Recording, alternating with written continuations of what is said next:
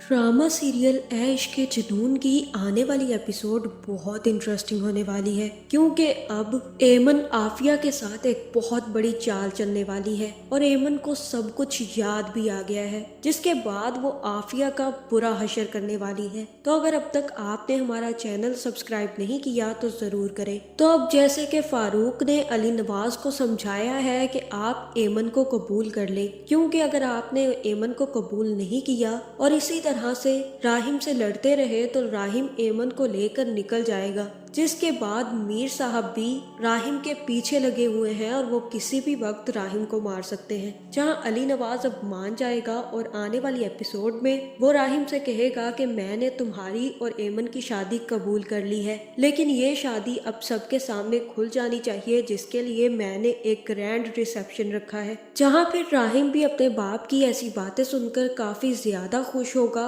और एमन और अपने लिए ड्रेस सिलेक्ट करने चला जाएगा। लेकिन फिर जैसे ही घर वापस आकर वो एमन को ड्रेस देगा और उससे कहेगा कि कल को तैयार रहना क्योंकि हमारा रिसेप्शन है, तो एमन काफी ज्यादा गुस्से में आ जाएगी। जहां फिर एमन कहेगी कि ड्रामा करने की क्या जरूरत थी और तुम नीचे क्या ड्रामा रचा कर बैठे थे, अपनी माँ के सामने तुम क्या साबित करना चाहते हो और तुम मेरी नजरों में क्या साबित होना चाहते हो कि तुम बहुत अच्छे इंसान हो और इसलिए मैं वो सब कुछ भूल जाऊं जो तुम मेरे साथ करने जा रहे थे। मैं कभी नहीं भूलूंगी कि तुमने मुझे मारने की कोशिश की थी और ये ड्रामा दूसरों के सामने करने की कोई जरूरत नहीं है। जहाँ फिर राहिम अली नवाज कहेगा कि ये ड्रामा जो तुम देख कर आई हो ये ड्रामा नहीं था और ये ड्रामा करते करते राहिम अली नवाज अपने घर वालों के सामने हार गया है। एमन, मैं तुम्हारे लिए लड़ते लड़ते अपना सब कुछ हार बैठा हूँ, अपना बाप, अपनी जॉब, अपनी इज्जत और अपने बाप के सामने अपना मकाम भी और अपनी माँ और भाई भी।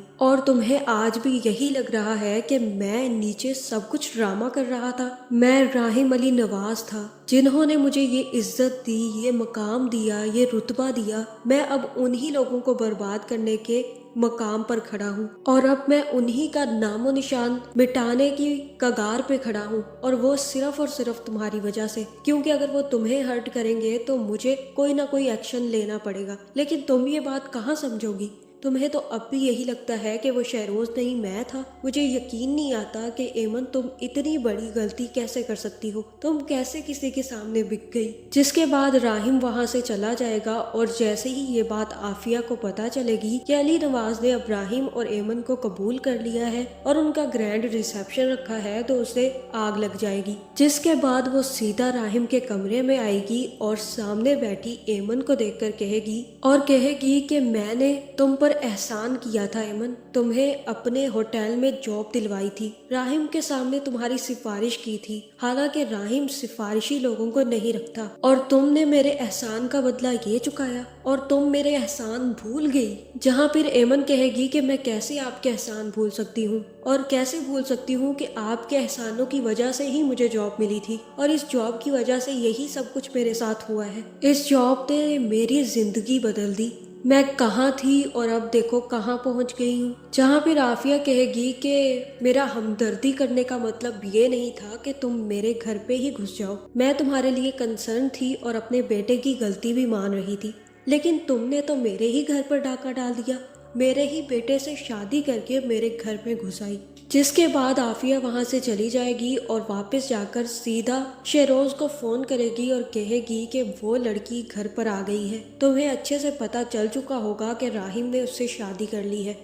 और अब वो राहिम के कमरे में रहती है और मुझे तो लगता है कि वो दवाइयाँ भी नहीं खा रही। मुझे तो ये डर है कि अगर उसे सब कुछ याद आ गया तो वो एक मिनट नहीं लगाएगी तुम्हारा नाम लेने में और सारी की सारी सच्चाई सबके सामने खोल देगी। जहाँ फिर शहरोज अपनी माँ से कहेगा कि कुछ भी करें लेकिन डॉक्टर से कहकर उसकी दवाइयाँ दोबारा से स्टार्ट करवाएं और इतनी डोज दें कि वो कुछ भी याद रखने के काबिल ना रहे। जहाँ फिर आफिया कहेगी कि ठीक है मैं कुछ करती हूँ। जिसके बाद आफिया डॉक्टर को फोन करेगी और फिर से उसे मिलने के लिए बुलाएगी। जहाँ फिर आफिया डॉक्टर से मिलकर उसे हैवी डोज दवाइयाँ लेगी और वापस आकर एमन से मिलेगी। जहाँ फिर वो एमन से कहेगी कि बाकी सब कुछ अपनी जगह लेकिन दवाइयाँ काफी ज्यादा जरूरी हैं, इसलिए तुम ये लो दवाइयाँ, मैं तुम्हारी दवाइयाँ डॉक्टर से मंगवा चुकी हूँ, अब तुम इसे रेगुलर लोगी ताकि तुम्हें सब कुछ याद आ जाए। जहाँ फिर एमन दवाइयों की डिब्बी पकड़ लेगी اور تب آفیہ اٹھ کر کہے گی کہ